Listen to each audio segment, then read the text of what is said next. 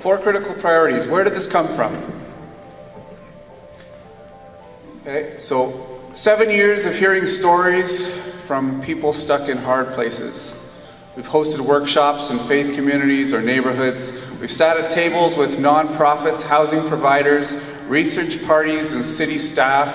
And we've learned from people of faith all over the city as they've responded in many different ways to the needs that they see around them. Now, following this presentation, so this is what we've learned over the last 7 years of being involved in the city. Okay? Now, following this presentation, you will have opportunity to hear from people who have been there or are trying to survive in a very difficult place right now.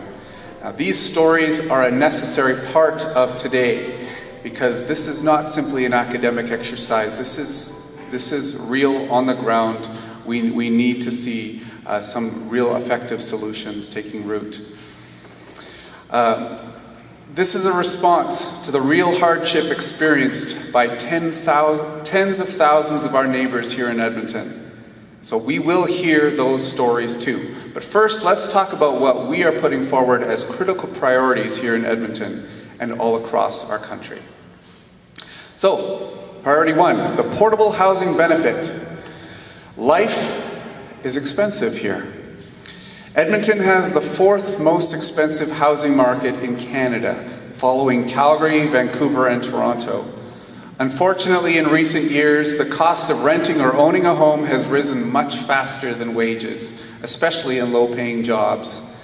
The explosion of housing prices in our city in the last 15 years has put home ownership out of reach for many middle-income people, but the corresponding rise in rent has made it much harder for people who are low income. According to a recent report by the City of Edmonton, over 21,000 households in Edmonton pay more than 50% of their income to rent. And that number just goes up, 60, 70, 80. And we've heard that in a bunch of different circles, all kinds of different housing providers. It's like, this is a real story. And yes, we have people paying even more than that. So how do we help these folks? And that's where we say there's more than one answer to that question. Affordable housing, to build or purchase units of housing, subsidize the rents to keep them affordable for the long term. We can find a way to nudge wages a little higher for many of the low-income jobs that these households rely on. But then the third is government transfers, such as the proposed portable housing benefit, to supplement the incomes of those struggling to get by for a host of reasons.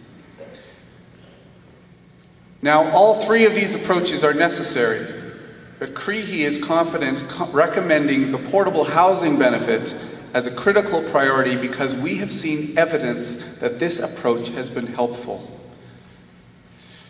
As evidence, consider the impact of the Alberta Child Tax Benefit in 2015, which lifted more than 50,000 children out of poverty. Now, we're still waiting on the information and the data that's still being crunched, apparently, on the Canada-wide child benefit, but there's another round of numbers. These are making a big difference in child poverty across the country. So a portable housing benefit, some money every month to help with the rent will give low-income households greater choice and stability right now, and will shorten the very long waiting lists, like 3 years of waiting long, for more formal affordable housing units. So priority 2, permanent supportive housing. We've talked about this a little bit, but permanent supportive housing, or PSH, has proven itself as direct and effective help for Edmonton's most vulnerable citizens, providing those with multiple complex needs with appropriate long-term support and care. In the last 9 years, Edmonton has made great strides in addressing homelessness, and our numbers are down significantly. A major portion of that success is due to the Housing First program, which helps a person on the street finds housing and then supports them with a team of support workers. But this approach was never strong enough for those who suffer from chronic homelessness. Of those remaining on the street now, approximately 70% fall into this category, having multiple complex needs that may include addictions, mental illnesses, trauma, disabilities, and physical ailments. along with the experience of being years on the street, which does a lot of damage in itself. So what kind of help is working for those who suffer from complex needs or chronic homelessness? Permanent supportive housing.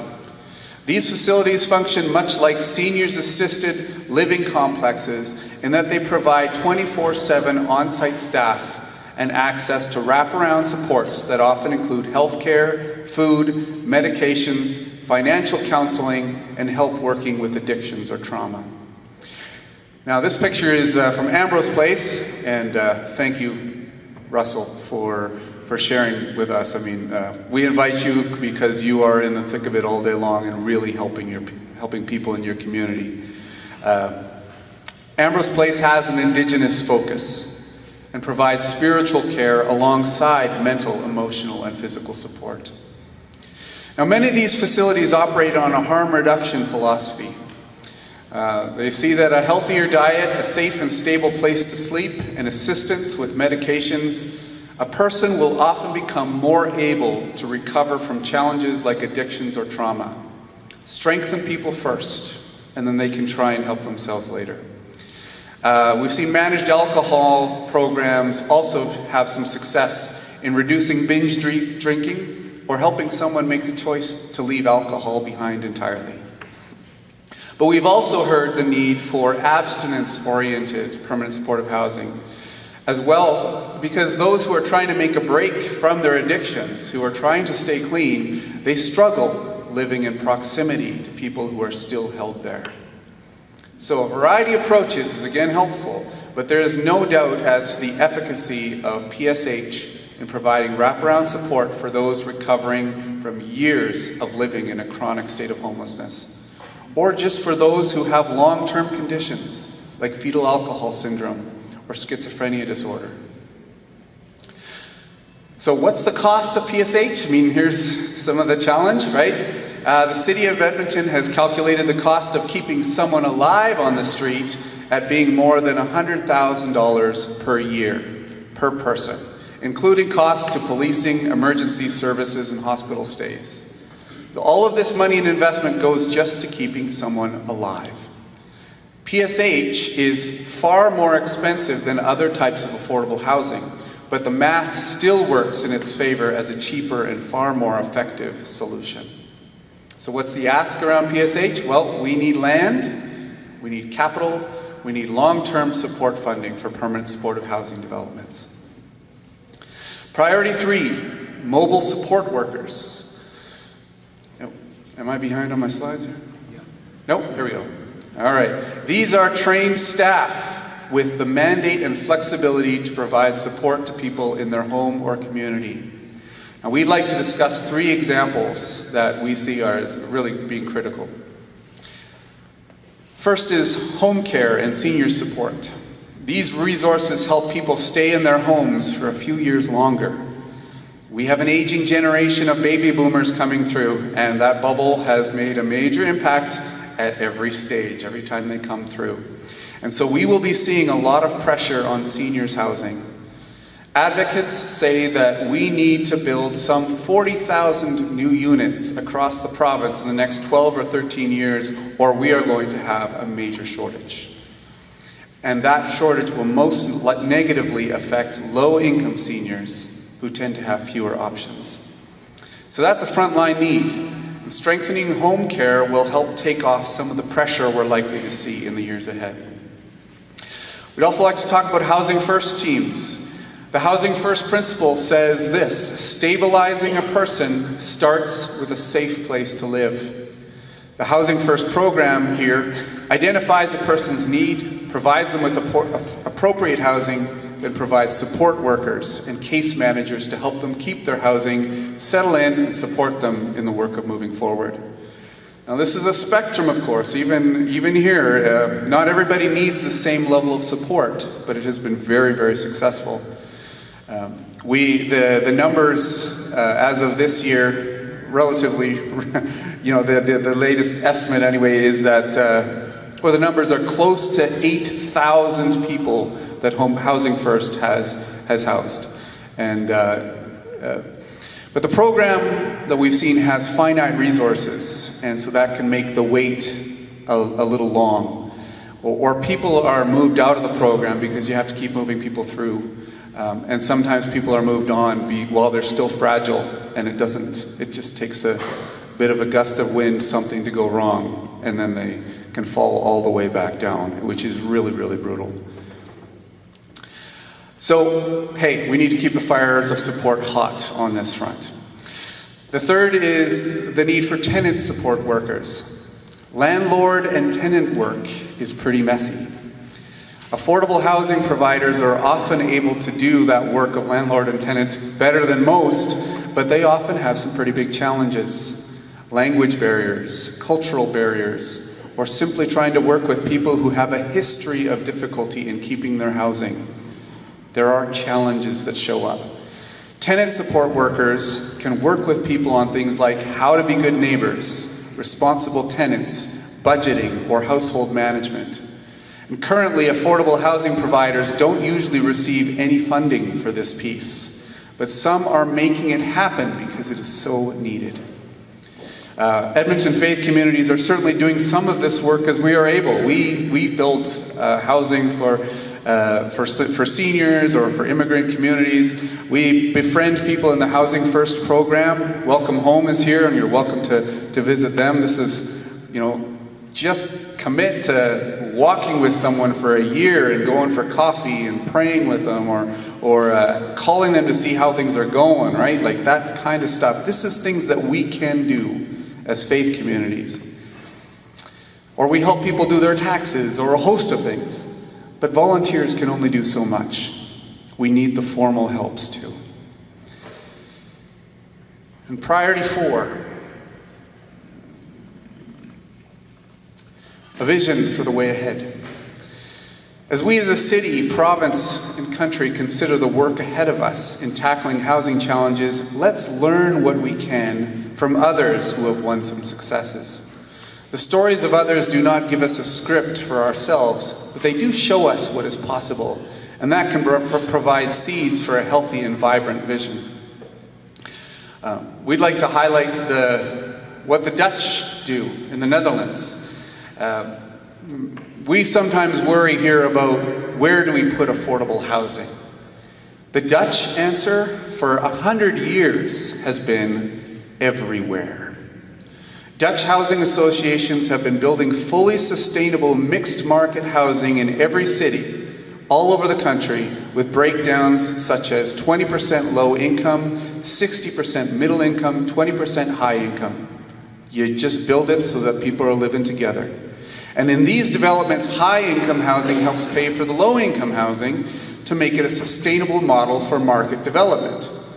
As of 1994, get this, housing associations have been able to continue to build on this model entirely without government funding, which is brilliant.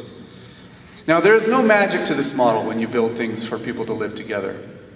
Tensions around race, class, faith, or cultural backgrounds do not simply evaporate when people live in proximity. And these mixed income blocks in the Netherlands experience tension between homeowners and social renters. They see class and culture struggles. But when there is some effort on all sides to bridge gaps, it often leads to a much better understanding of existing issues. In some settings, they've actually employed a community manager just to help do some of that bridge building. And just a recent story, the Dutch have totally run out of land, so they started building out on the water.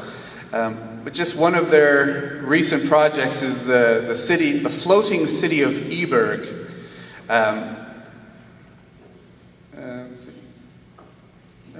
Sorry, I'm going the wrong way. Oh, sorry. So, but this floating city of Eberg is a brilliant example, and just how they built it. And so they've designed this new neighborhood built on the water, and it has 30% affordable housing, 40% market rentals, and 30% private ownership on every block. Like, you are living with each other. And these communities all share playgrounds, public spaces, shopping centers, and schools. They're living together in community across boundaries has simply become the norm. It's expected.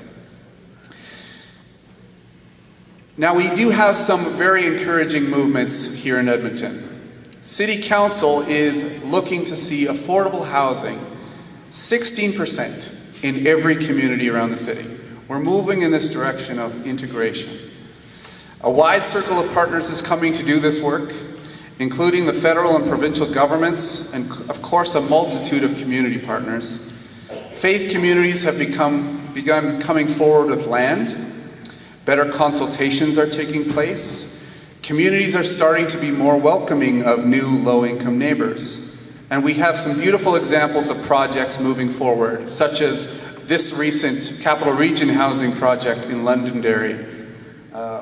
This is several hundred units of mixed market, so it has affordable housing built right in alongside market rentals. And they did a wonderful job talking to the community. The community is very open and supportive and excited to see this build. So, finding a vision together will help us move forward and sustain efforts for the long term. Let's all come on board.